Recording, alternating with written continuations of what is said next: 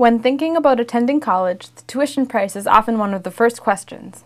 College is expensive, especially private or out-of-state schools. Loans can be intimidating, but they are often part of the college life.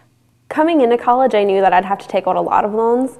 Most of my school is loans, and it did scare me, but I felt that I made a good decision taking that risk, and I'm enjoying school, and I think that I have a good future ahead of me.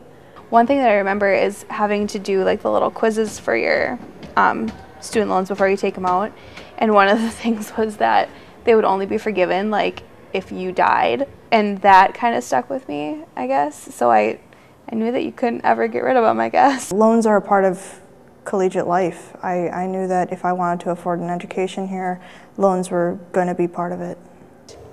I mean, you really have to be conscious of what you're taking out and stay aware of it, if anything. Based on your FAFSA, a student will be eligible for a certain amount in federal Stafford loans. These can be subsidized, where the government pays the interest while you're in school, or unsubsidized. Any money needed beyond that can be obtained through a Parent Plus loan or a private loan.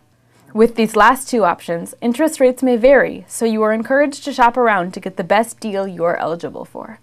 As students near the end of their collegiate careers, they must start thinking about the payback process.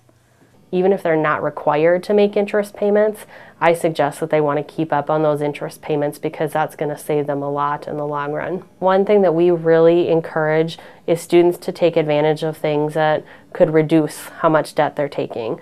Taking advantage of their summer earnings, watching their budgets, and really doing things that make sure that they're living like a college student while they are a college student, to make sure that all those little things can really add up and save them money.